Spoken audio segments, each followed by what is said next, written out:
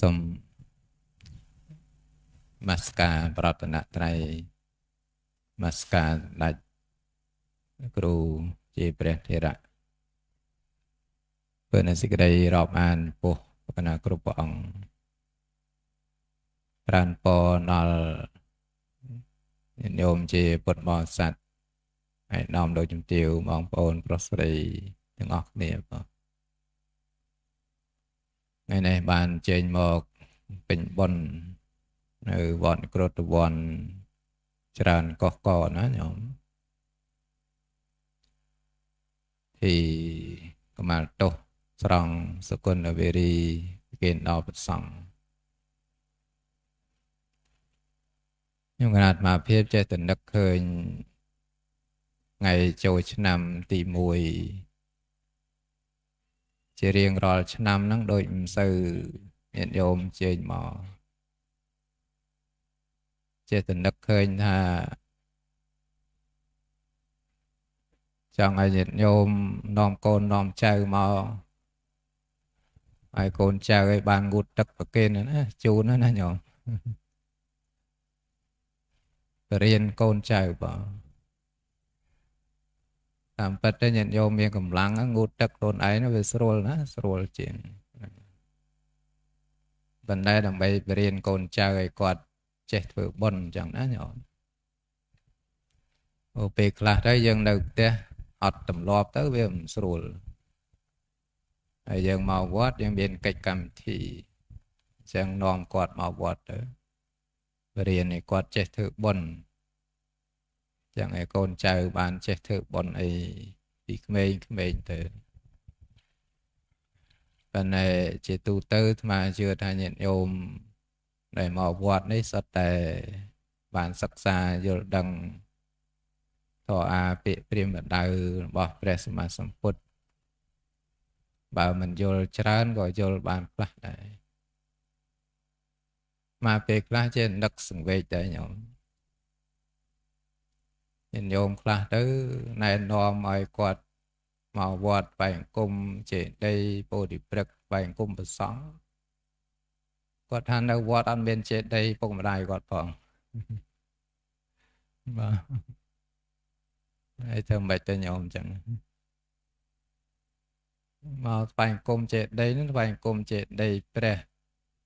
ចេតិយតម្កល់ព្រះបរមសារីរិកធាតុស្វែងគុំពោធិព្រឹក្សស្វែងគុំបដិមាស្វែងគុំប្រសង់ស្ដាប់ធម៌ស្ដាប់អាសមាទានសិលធ្វើសេចក្តីល្អផ្សេងទៅបូជាប្រតនត្រ័យញោមនឹងដែលអាត្មាលើកឡើងចង់បញ្ជាក់ដល់ចំការកូនចៅនឹងអត់យល់ធ្វើបុណ្យហ្នឹងយ៉ាងម៉េចគេគិតហ្នឹងរងថ្ងៃធ្វើបុណ្យហើយធ្វើល្អហើយប៉ុន្តែពើសួរអំពីសិលសិក្ខាបទវាមិនដឹងសិលសិក្ខាបទហ្នឹងយ៉ាងម៉េចឲ្យមកថ្វាយអង្គមព្រះអត់មានចេតិយព្រះនៅវត្តអត់មានចេតិយមេដាបេដានៅវត្ត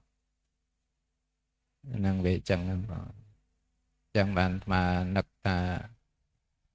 ចង់ឲ្យញាតិញោមហ្នឹងចូលឆ្នាំហ្នឹងនាំកូននាំចៅមកបរៀនឲ្យកូនចៅចេះធ្វើបុណ្យងូតទឹកជូននេះតាមពិតទៅយើងមកវត្តល្អត្រង់ថា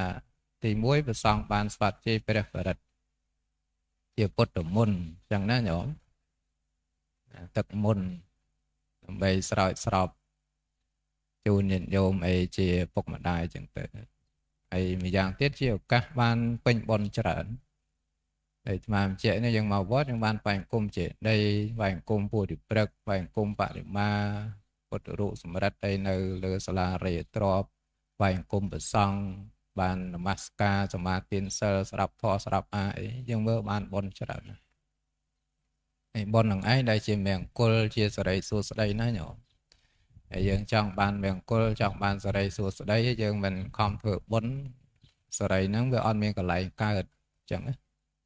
អត់មានកន្លែងកើតហើយវាអត់មានទីតាំងដើម្បីនឹងនៅអញ្ចឹងសិរីវាទល់តែយើងមានបុណ្យគឺមានសិរីហ្នឹងឯងនឹងដោយសង្ខេបប៉ុណ្្នឹងទៅមិនមែនជាការទេសនាទេណាញោមគាត់តែនឹកឃើញថាចង់ឲ្យ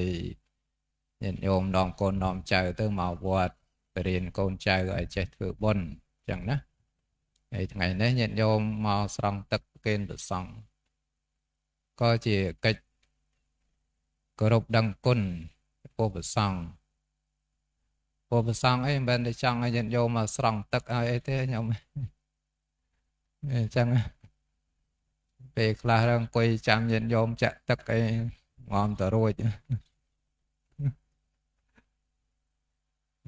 ប៉ុន្តែនឹកឃើញអនុគ្រោះញាតិញោមខ្លះនឹងមកពីឆ្ងាយអីចឹងទៅអំឡងចង់មកស្រង់ទឹកគេព្រះសង្ឃហើយចឹងចេះអង្គុយឲ្យញាតិញោមចាក់ទៅបាទមិនមែនចង់ឲ្យញាតិញោមមកចាក់ទឹកស្រង់ទឹកទេអញ្ចឹងណាចឹងញាតិញោមជាមេត្តាបិតាក៏អញ្ចឹងយើងគួរអនុគ្រោះកូនចៅដែរហើយគាត់បានចេះធ្វើបុណ្យពេញបុណ្យទៅហើយបុណ្យនេះញាតិញោមបានកម្មាទោសប្រសង់មកចេះតែគិតមួយទៀតជាទូទៅយើងកម្មាទោសពុទ្ធបាំងគេអ្នកវន្តិហាំងឯនេះអត់ដែលមាននរណាមកអត់ទោសឲ្យយើងទេហើយកិច្ចកម្មាទោសវាមានការកម្មាទោសមានការលើកលែងទោសអត់ទោសចឹងខ្ញុំកណាតមកភាពជាតំណាងព្រះសង្ឃតំណាងសម្ដេចតំណាងប្រធេរៈកណាជាព្រះសង្ឃគ្រប់ព្រះអង្គក៏លើកលែងទោសគ្រប់យ៉ាងប្រសិនបើញាតិញោមបានប្រព្រឹត្តខុសដោយប្រការណាគឺថាអត់ទោសឲ្យគ្រប់យ៉ាងហើយញាតិញោមបានរួចផុតចាក់ទុកចាក់ទោសបាននៅសេចក្តីសុខចម្រើនក្នុងធម៌វិន័យពុទ្ធសាសនារួចផុតចាក់ទុកប៉ុណ្ណាសូមអនុមោទនា